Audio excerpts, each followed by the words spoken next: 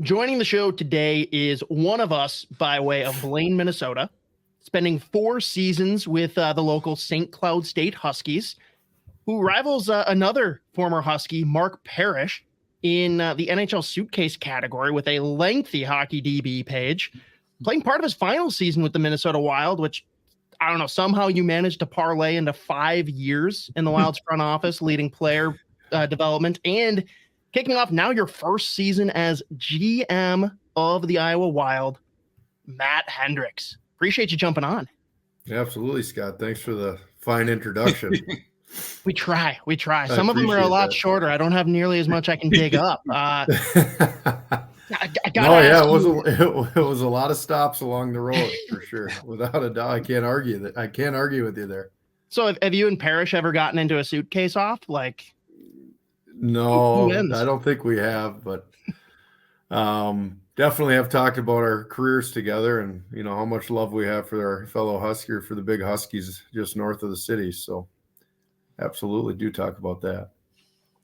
And they're in an interesting spot, but are they ever not in it? Are they ever not competitive? Well, Coach Larson up there, Brett Larson, he's done a great job these last number of years, and they just seem to keep finding their way in the door, and they're competitive, and a lot of good young players again, and excited to see what this year is gonna look like for them. Absolutely. Yeah. Oh, early one that we ask everybody because it's a little bit more obscure, bit of a Rorschach test. What is the Minnesota Wild logo? Wow, I believe it's a bear. I think I have it right here, don't I? Yeah. Face of a bear, right? Yeah. With the wilderness in the background. Yeah. There you go. Is anyone going to argue it? We've heard some very interesting responses. We've heard bear, cougar. We've had some people say that they didn't know there was an animal. Yeah, definitely a bear. One said a UFO. What are your prospects? A UFO. Come on. Take a guess which former Iowa Wild player said UFO. Adam Beckman? Yeah. It was. That's awesome that you actually could guess it. Yeah, I miss Beckman. He's a character for sure. Great kid. Yes, he is. As you probably seen, Fellowship of the Rink is the name of our podcast, a stick tap to one of our favorites, Lord of the Rings. We asked everybody to, what's your nerd itch? Are you a Lord of the Rings person? Are you like a Harry Potter person? Are you like a big movie or book series kind of? Like, is there something you kind of dig deep into when you're not driving the highway down from Minneapolis to, like, there's got to be some sort of podcast or like some sort of book series you listen to on the way? I listen to some sports stuff, true crime, kind of my geeky. I would say it's got to be around fishing lures. I mean, I've got some fishing lures that there's not a chance it would ever catch a fish. I don't know why I have them in my tackle box, but I just seem to collect them. You know, my son Gunnar, who also is an avid fisherman, makes a lot of fun because he doesn't understand why I carry all this stuff around. So is that something where you like are looking around, like scouring the internet for these, or is it more like, oh, I went somewhere and I came across this crazy lure, so I had to buy it? Yeah, well, it's usually when I find a different technique. I get into drop shot, for example, and now I'm buying all the crazy, you know, plastic baits that I can use for that. Or if I'm going to go top water, or I'm going to get into muskie fishing, and then I kind of crawl down the rabbit hole with that stuff on the internet, and I get a box delivered to the house and it doesn't get used. My wife's not overly happy with that, and I'm running out of spots to store this stuff. They're not that big, at least, so not like you're like, you know, collecting some classic cars. You have to. Yeah, that's a good point, Joe. Yeah, they're not. And someday I believe I can hand them down. Right? They'll still be in pretty good shape. No, yeah, especially if you don't use them, like you don't. So yes, exactly. Quit rubbing that in. Yeah. So we're going to talk a ton today about, you know, your work in player development, what we're looking at with the Iowa Wild this year. But before we do, you played with a very young Alex Ovechkin. You played with a very young Connor McDavid. Talk about, like, just compare and contrast, like, these young stallions coming into the league. Oh, Yeah, the comparable is just how gifted they both are and incredible hockey players. Ovi was more of the free spirit, energy, tons of energy, a lot of excitement, just like a kid in the candy store every day he came to the rink. And probably, arguably, is going to be the most pure goal scorer the NHL's ever seen. So it was a great 3 years playing with him and watching him do the things that he can do. And, then I was really blessed again to be able to play with Connor in Edmonton. And the thing that jumped out at me right away with him was just his habits for an 18-year-old kid, the way that he conducted himself at the rink, away from the rink, the way that he showed up every day for practice, and the way that just his compete level every single day. You knew he wants to be, or wanted at that time to be, the best. I think people argue who is the best right now. But he was something truly amazing to watch on a daily basis. Well, and people watch the Amazon show. I don't know if you've seen any of the episodes yet. I haven't watched it yet, but I do plan on it for sure. They probably show the clips of McDavid and how emotional he was in the finals and getting up in the middle locker room and pouring his heart out, obviously crying after Game 7, which most guys probably would. I feel like he's been on as a target or as a superstar since he was 14 years old, right? He's been in the spotlight for so long. People don't really get to know those guys very well. Would that surprise you to see kind of the motion of a guy like that, or knowing what kind of, because I think at the beginning he probably was still trying to find his way into being that superstar, but now I feel like he's kind of been this kind of a superstar for a long time, and now people can humanize this guy, see what he's like. Right. Well, I don't think it surprises me. This game, it's an emotional game. Regardless if you're the number one forward on a team or the 13th forward on a team, it's an emotional game. And to get to that point, I could only imagine,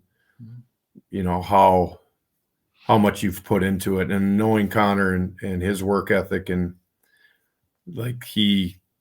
there's nothing he wants more than to win the Stanley Cup. I know that for a fact. He's been saying it since he walked in the doors in Edmonton when he was 18.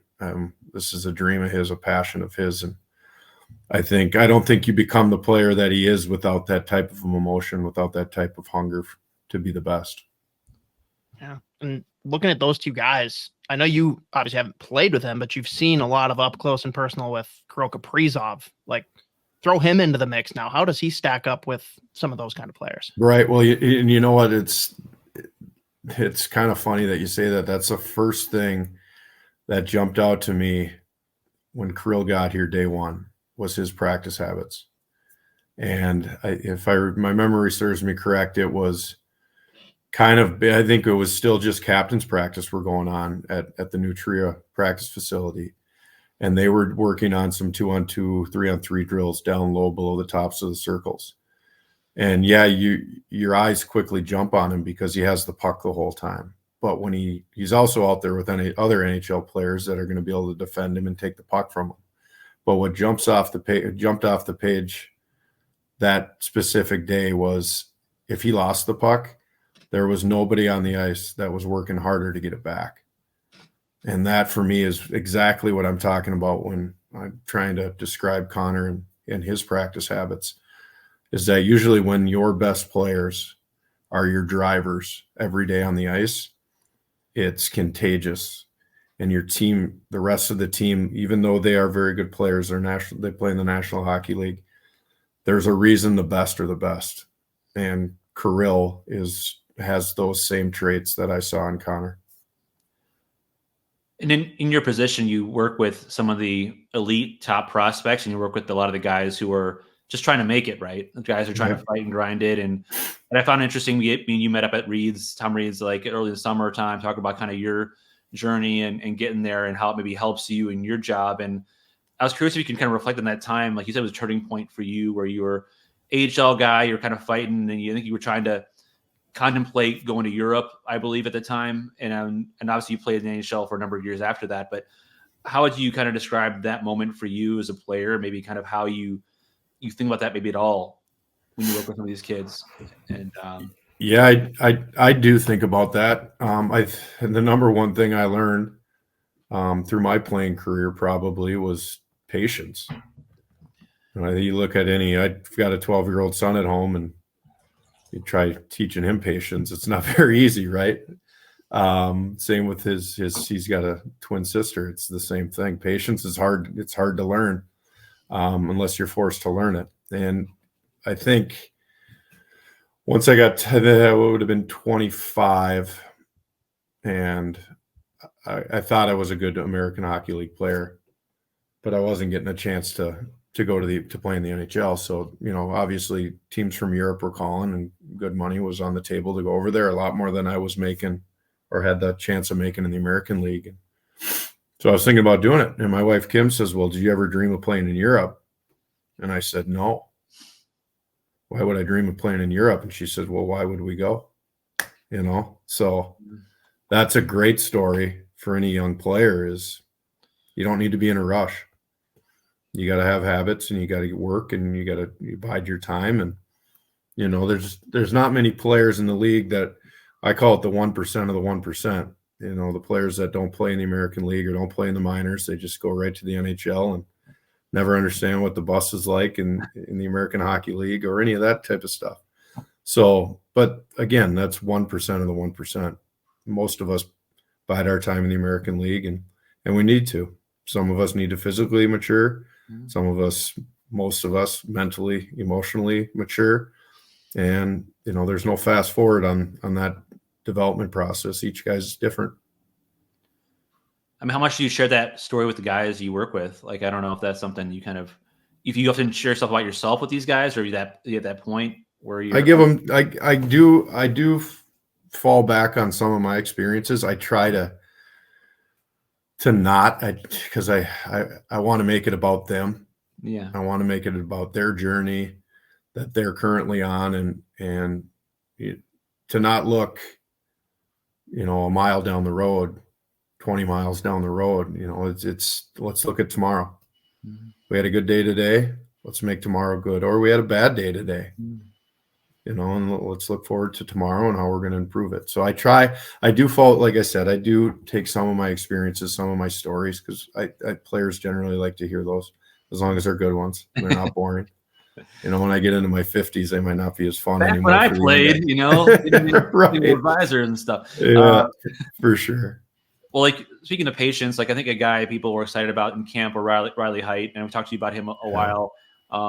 It's hard to rush a teenager going to NHL. I think people were hopeful, and I know Bill Guerin told us that he was going to get every chance to make the NHL if he proves it in camp. And clearly the talent's there, that the skill set's there, but there's a difference between being a teenager and be ready for the NHL. And I was curious what you saw from him, obviously this past year, but in camp, and like, what are some things you think he could take away from this experience to where, hey, maybe even as a guy who's been on the straight arrow all the way up right now, there's going to have to be kind of a little evil plateau before you kind of go back up again.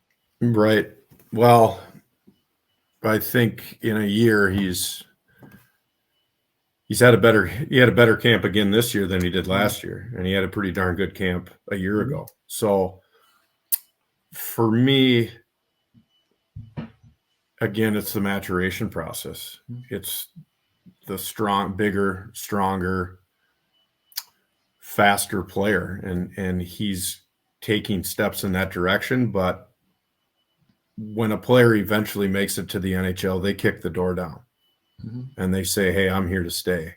And the manager knows it, the coaches know it, the team knows it, the players on the team know it, and he's just not there yet.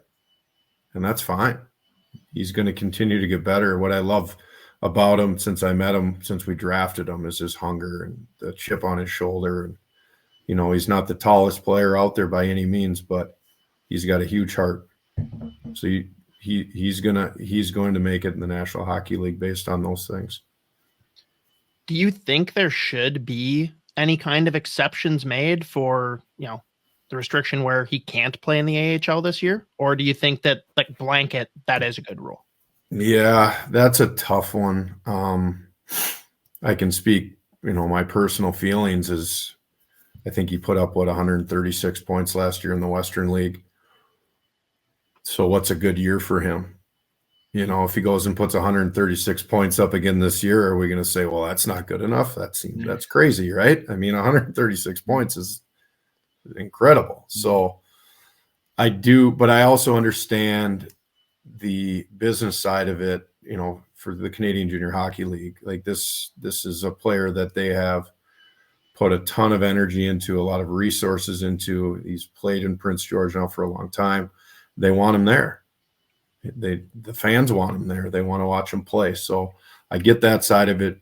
Selfishly for me, I would love to see him take a little bit more of a step in terms of the league that he's playing in. But that's the world we live in, and we're gonna be perfectly happy with that.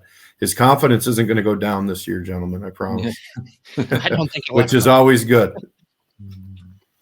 Speaking of confidence up, probably is another guy who's probably one of the more scrutinized prospects in your system is Charlie Stramel, and off to a great start, it seems like, at Michigan State. And you could probably speak to this as a player or maybe a change of scenery can do wonders for you, or a guy who coaches you, knows you well, trusts you is a big difference. But what was your latest, kind of the last 6 months or so like working with him in your development side, and where do you think this change to state might be kind of a turning point for him? Because I think he's never going to be. It's been a great start. I think the word start is big. What did he? I think it was third star of the week in the Big Ten. First, I think Charlie put a lot of work in this summer. Worked extremely hard, focused on all areas of his game where he wanted to improve. So he did change scenery, but he's, through his work and his play leading up to the start of their season, he opened a door for himself. He gave himself more opportunity by being ready and showing the coaches at Michigan State that he is ready to play, and he is ready for a bigger opportunity, being further up the lineup. So he earned that on his own, and then he goes in there and he starts producing. And when I said start earlier, that's what I mean. It's so important to have a good start, especially in college hockey, when you play 2 games and you're off for a week. You play 2 games and you're off for a week, and then you have a bye week, and then Christmas break comes. And so it's nice to have that feeling of a little bit of success to start out the college year, for sure. And Charlie's he can bring a lot to the table in terms of a hockey player, in terms of his size. Can play in the middle, can play on the wing. And again, I don't want to keep going back to size, but man, that really matters in our sport. I was wondering in your dual role, where you guys been a development guy, but now you're the GM of the Iowa Wild, and you have a player like Jesper Wallstedt, who is the unquestioned #1 goalie of the future in the organization, and the team wants him to play more NHL minutes or get more NHL practices. Yet, on your own other hat as Iowa Wild GM, like he's could be a key piece of what you have building there, right? And winning every day, and winning is important in development as well.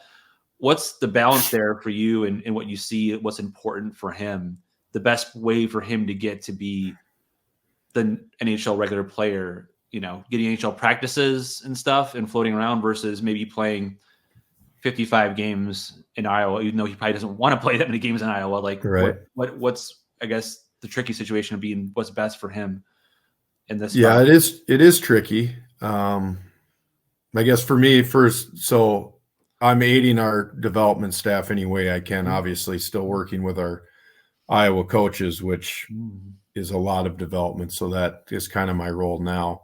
In terms of Jesper, obviously he wants to be playing games at the National Hockey League level, and he will. So with my management hat on, of course, I love him playing for the Iowa Wild, right? I mean, I would be crazy if I'd be lying to you if I said no. But our belief, our system with Iowa is that we are there to develop players. We're there to teach players to win. Developing's hard at the American League level, winning's hard at the American League level, but we're trying to combine both, which is much more difficult for sure. But with that system, we believe that is the best way to help build prospects that can go up to St. Paul and help win a Stanley Cup. So if Jesper's going up and down 35 this year multiple times to help, get him the amount of games that our goaltending staff, coaching staff, management staff believe he needs, then he's going to have to do that. And he's going to love every minute of it because it means he's going somewhere to play. So I think that's important for a young guy. He wants to be in the net. He wants to own the net. And he's a competitive kid too. Mm-hmm. So getting him out there and letting him play in that environment, whether it's in Minnesota or it's in Iowa, is really important for him. And you said it, right? Like Iowa's there to develop these kids, but it's also like teaching them to win and starting that winning culture from the grassroots. It's no secret to anyone listening to the show that, last year did not go the way anyone would have hoped. Right. Getting down there and making your first start here, leading the Iowa group, like what was the biggest focus in trying to rebound and change a little bit of that going into this season? You mean in terms of winning and losing? Yeah. Well, last year was a tough year, and we're not in the excuse making business, right? So I won't go into that. But it is what happens up here does affect what happens in St. Paul affects what happens in Iowa. What happens in Iowa affects what happens in Coralville with the Heartlanders. So tough years for all of us, and there's a number of reasons why. Looking at Iowa now, this year we did make some roster changes compared to last season. We feel we got a little bit more experienced, a little bit bigger, stronger, faster. We definitely got a little bit older as well. But having those pieces now in place in Iowa will give the big club proper depth. Guys that can play in the American Hockey League, be point producers in the American Hockey League, be leaders in the American Hockey League, can teach our young guys how to take care of themselves, how to practice, how to show up at the rink every single day. But those exact same players can go up to St. Paul and they can fill a role. They can kill penalties. They can win faceoffs. They can play north-south hard hockey the way John Hines wants. So those are some things that when you look at, when you're standing up and you're looking down on top of the Big Wild and the Iowa Wild, understand that those players are there for a big reason. I think answers your question. Well, I think you're talking about too, like veteran guys like the Reese Johnsons and Travis Boyds and like those. I think maybe what was missing last year, some of those veteran guys you thought would be down in Iowa or end up being in Minnesota, right? Correct. Connor Mermis and those guys. So where you kind of had a vacuum there, but it feels like those guys might be there, assuming injuries aren't crazy this year, more of a stability thing for your group, and that maybe might have been what missing last year too. Absolutely. And yeah, we can go through those veteran players right now. For those reasons that you just mentioned and I mentioned before. Reese Johnson, Brennan Gauntz, Travis Boyd, Devin Shore, Ben Jones. I mean, these guys are real solid forwards. And then on the back end, we bring in Cam Crotty, Joseph Ciccone, good on the back end. I think when you brought up Mermis, what he play 1, 2, 3 games, we named him captain and he was gone for the rest of the year. I think when you and I talked earlier, we talked a lot about our defensemen, 20-year-olds drinking out of a fire hose. Yeah. And there wasn't much insulating those young players. So, now they're a year older. They've taken a bit more of a step, but we've also got some really good, solid veteran players around them. And I say veterans like they're 35 years old. They're definitely not that old, but guys with more experience for sure that have played in this league for a while. Like obviously a lot of older guys there, but there's also some prospects I think that people were interested in just from watching in preseason. Like a Caden Bank here, for example, for me, was a guy that, came back from injury pretty quickly last year, considering what the injury was, at least in my opinion. And I think he had a pretty good camp too. Like, how close is he into being a player at this level? Well, you're right. He's a heck of a prospect for us. Very tall kid, a lot of length. Plays the center position. Again, we're talking about size in the middle, which is very valuable for a hockey club. Had a great summer in terms of his strength and conditioning, where the year before, I mean, there's not much he could do in the gym or on a bike or he couldn't do anything on the ice. So this was a valuable summer for him. He came in, he had a really good camp, played well. I think what we're all looking for with Banksy is the consistency, the day-to-day practice habits, the day-to-day game performances. Where with 5 being the best, he may have not had a 5 tonight, but he's constantly a 3, 3.5, if that makes sense. You're not looking for him to go out and score you 2-3 goals every single night. It'd be great if he did, but you're looking for those consistencies that a big, strong, shutdown centerman can have. He's going to get opportunity to score goals, and he's a power play guy down there. But you want to find those habits that a player needs to continue to push himself for NHL time. Yeah, and the guy that I got to ask about, because I feel like he doesn't really get a whole lot of talk like from the fan base. And granted, like, missed some time last year, I get it. But talk about a guy like Mikey Mckenzie. Oh, yeah. Well, another guy who had a great summer. Unfortunately got dinged up right at the beginning of prospects camp. So he missed that. He missed main camp.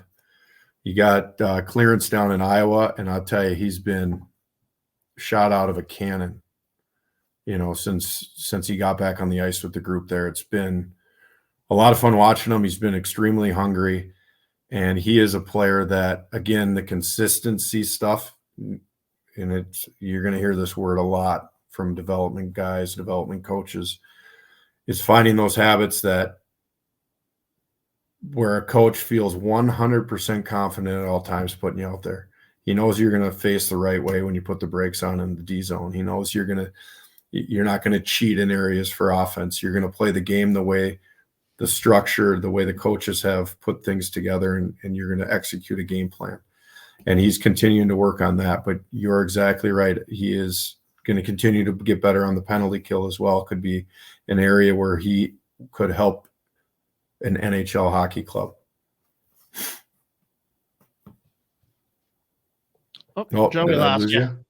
I got you back. A couple more questions before I let you go. One last one for me on players. Damon Hunt, a guy who played recently here. I felt he was one of those guys that was maybe in between AHL and NHL last year. He showed he could play in the NHL level in a game. You'd probably feel comfortable with him. And then, obviously he's your number 1 defenseman in Iowa, but really felt like they were impressed with him in camp and like this season where he could be a regular guy in the NHL level. Like, what step did he take to where all of a sudden he's a guy that they can say, hey, if you guys had only a bunch of guys banged up, this guy could play for you every night. Yeah. Well, I'm glad this is kind of a great one to end on after going through the last couple, because he's a step further than those other players. He's a year, has spent, a year longer in the American Hockey League, and he's finding that confidence where his practice habits are detailed and dialed in, his in-game habits. A coach looks down the bench, and you could put him out in any situation. You could put him out to run our number 1 power play. He can first guy over the boards on the penalty kill. You're down by a goal, you pull the goalie, he's going on the ice. Same thing. We're up by a goal, they pull their goalie, he's going on the ice. He can do everything right now, and he does it very well for us at the American Hockey League level. He's knocking on the door. He's going to push it or kick it down here eventually and earn himself NHL ice. Which I thought he played pretty darn good last night against St. Louis. Yeah, absolutely. Which is great to see, because that's what makes good organizations good, strong, is that the competitiveness, that players pushing players. Definitely. Our last question then, Matt, comes from our good friends at Waggle Golf. Ask you as a little teaser before it, though, where was the golf game at this summer? That's your hat too, isn't it? That loon. I've seen that thing around. This was the Waggle Golf here stuff. Yeah. Is it too? Yeah. I love that stuff. My golf game. So I'm just going to bring you back a few years ago 12 years ago, when my wife was pregnant with the kids. I loved slow pitch softball. I loved golfing, and I loved fishing. And she said, okay, ding dong, you get to pick one. And I said, okay. I sat back. I probably opened a cold beverage and thought about which one I was going to pick. And I picked fishing, thinking it's cheaper. That was not right. But now, so I kind of put the clubs away for a number of years, would golf in those one or two charity events every summer, but didn't really golf. But now my son's getting into it. My daughter's kind of getting into it. So we're starting to hit the links. We go out and golf 9 on a weekday during the summer. And I definitely golfed a lot more this year than I had in the past. So it's getting better, but it's not, I'm a lefty, so I'm not quite Phil Mickelson, but maybe by the end of next summer. Maybe it's what we aspire for. That's right. This last question from, again, Waggle Golf. Everyone go to getyourwaggleon.com, throw in promo code SP10 to take 10% off your entire order. Who would round out your dream golf foursome? So 3 guys you want to take out on the course. I don't care, dead or alive. We've had someone throw out a fictional character. It could be an athlete, celebrity. Who do we got? Oh, man. I'll stick to hockey. Okay. I'm going to go Gretzky, Dino Ciccarelli. Mm-hmm. Oh, man. I got one more on. Yeah, that's tough.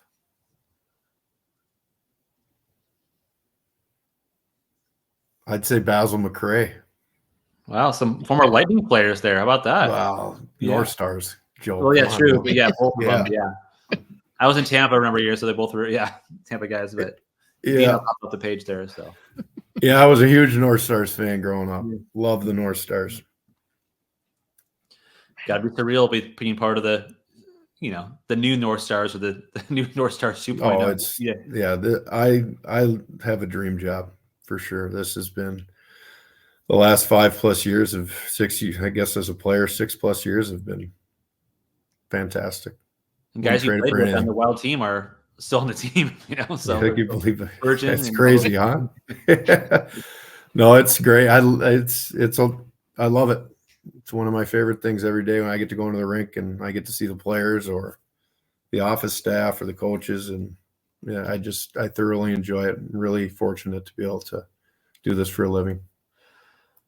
Well, we enjoyed having you on. Thank you so much for taking the time and kicking off the Iowa season here. And we'll hopefully have you on mid-season or second half of the year when things are going, and probably maybe a lot of new call-ups in that particular point.